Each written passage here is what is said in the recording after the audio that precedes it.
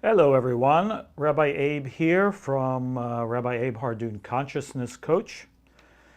I have to ask you nicely, please stop murdering yourself.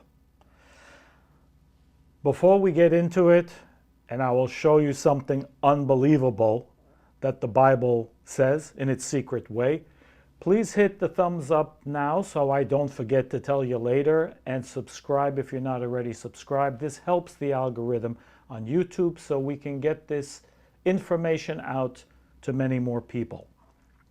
So this week is a very unique energy. It is the 10 Commandments in the portion of Jethro. Jethro was Moses' father-in-law. And we should know that the 10 Commandments are mentioned twice. Once in the book of Exodus this week, and once in the book of Deuteronomy in the portion of what is called Va'et Hanan. In any event, they are slightly different, ever so slightly different. And one of the commentators explains a principle about murder. Because remember, Bible doesn't say don't kill, because there are sometimes occasions to kill. One of them might be self-defense. As difficult of an idea that might be for us, sometimes, a person is in that kind of a certain circumstance, or war, so on. But here, the word is very specific, don't murder. Don't murder. Now, the first thing we need to do is ask a question. For the majority of these commandments, certainly, I'll say 6 through 10. I mean, the first 5 are more ethereal, okay? I am the Lord your God, honoring your father and mother. These are more, let's call them spiritually based ideas. The Sabbath, different things like that. Again, more spiritually based. But the second 5 are dealing with the physical world more directly. The fifth, 6 through 10, 5 through 10. Honor your father and your mother. Don't murder.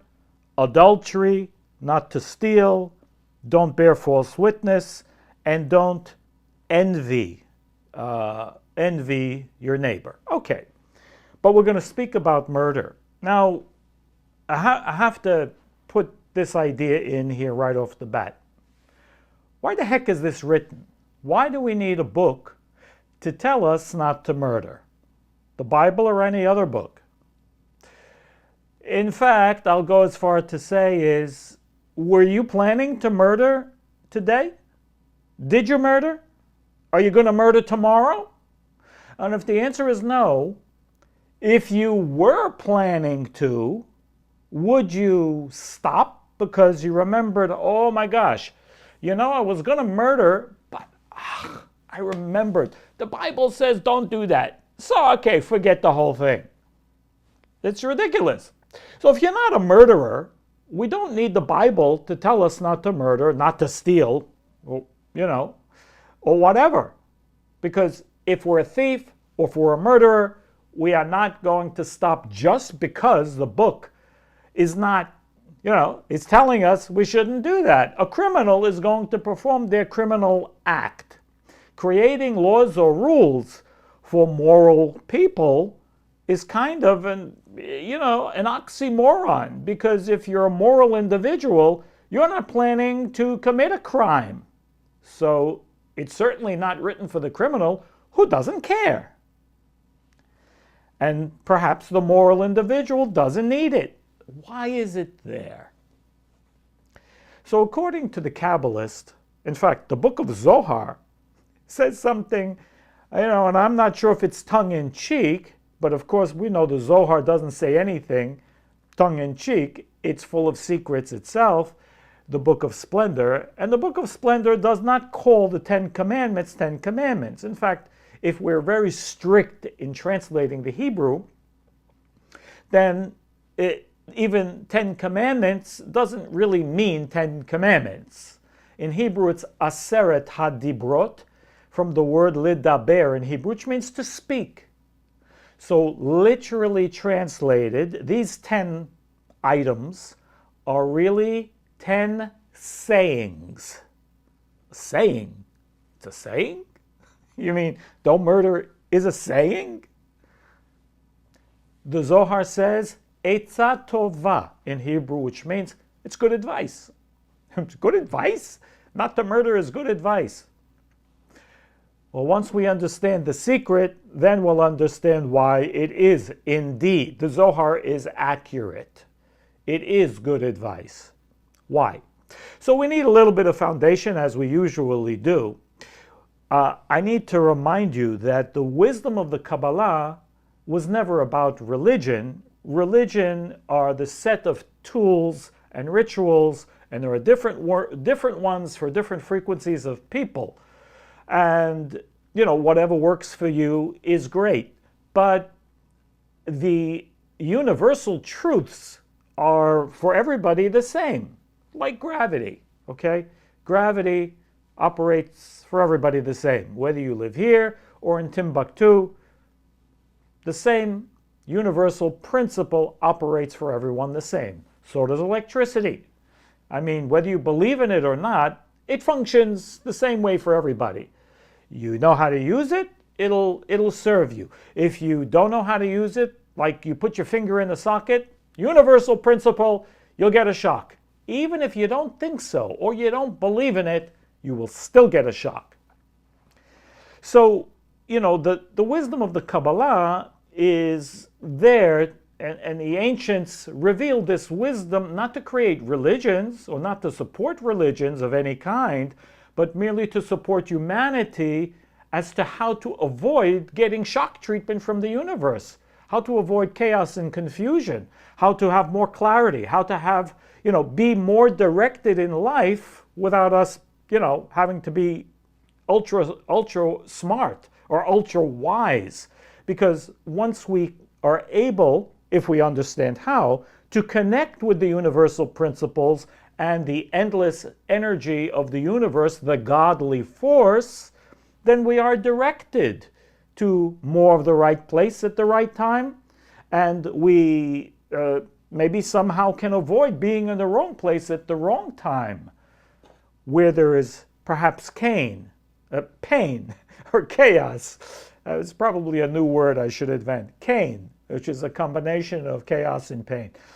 So that's why we do. That's why I do this. It's to give us a little bit more of that understanding, and I just try to share the benefits of what I've been learning and studying and teaching for the past 35 years. Don't murder. What does it mean? So we have to keep in mind something we discussed in the last video. I would refer you back to the last video from 2 days ago, that we spoke about the principle of how to tap in to the endless energy of the universe by not praying to God. So the title of the video, in case you want the reference, was Stop Praying to God, okay? And then you can get some answers. Or refer back to that one.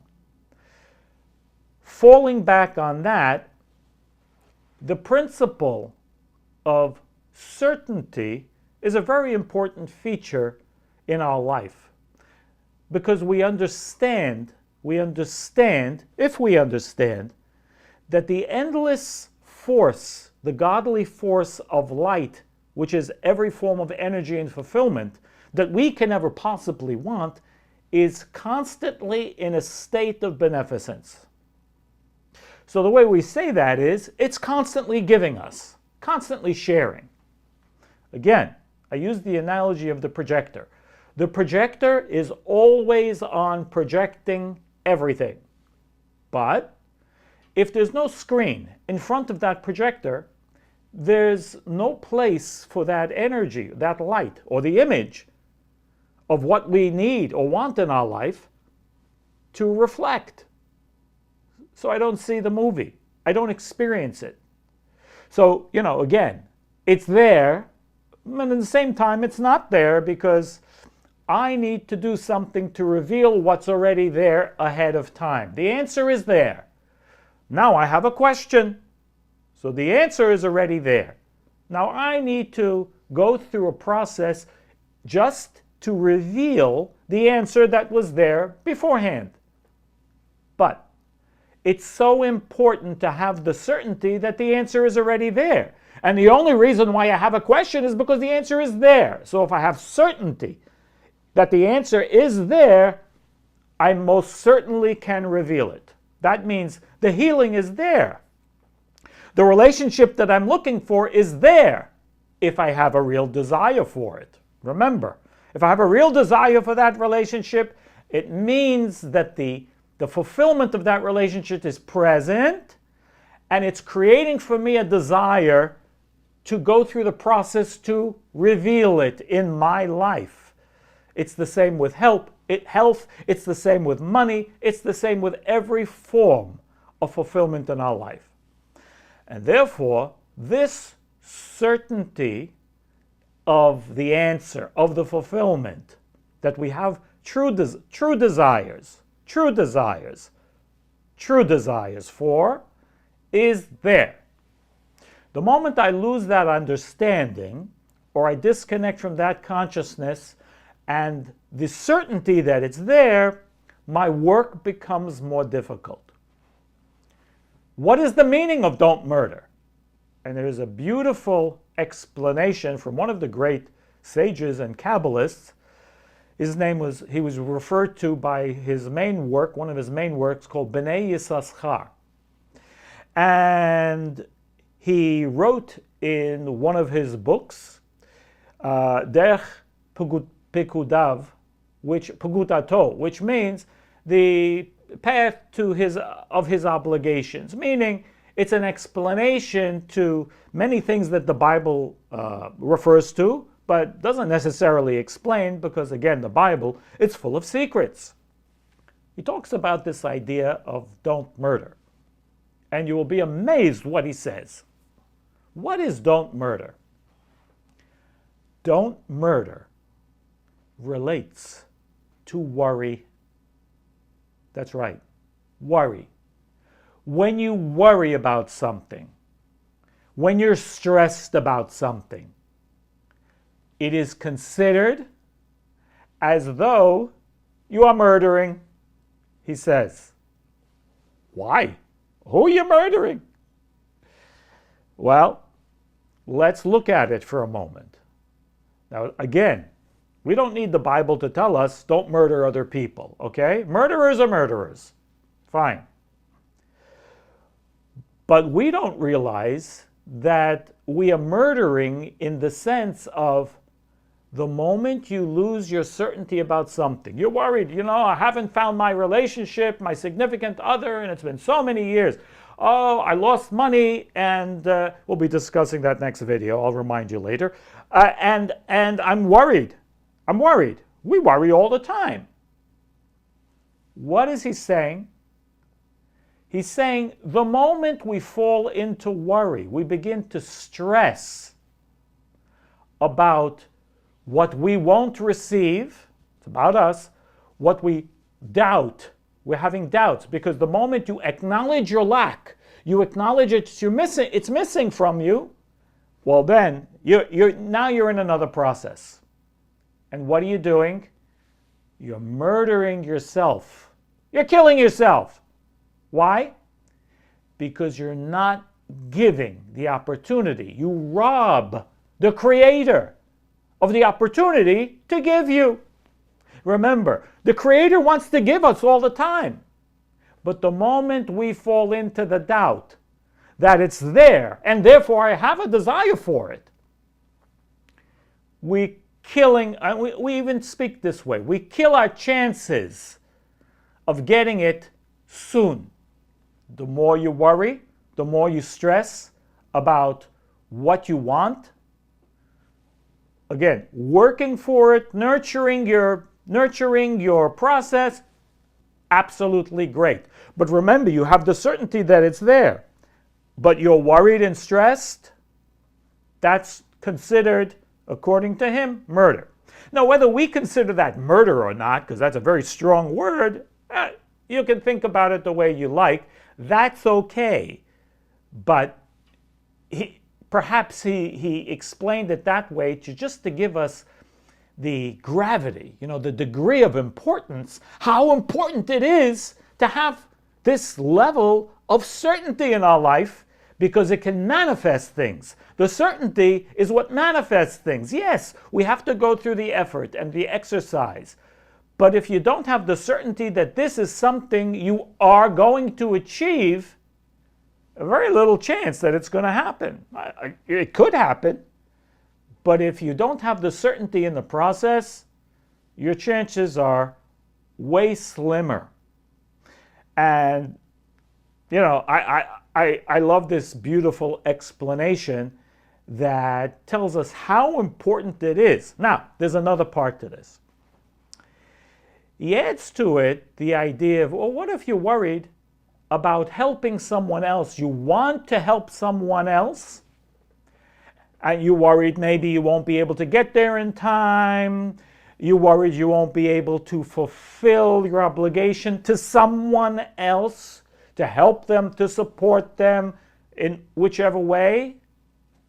That kind of worry is good. It's good. That's not murder. That's good. That worry will support you and push you towards sharing with another person, which is a positive aspect. In fact, that helps us create the opening for the light, for the fulfillment that we want to receive. It's crazy how understanding just a little bit of how the function or the dynamic of the energy operates within our life.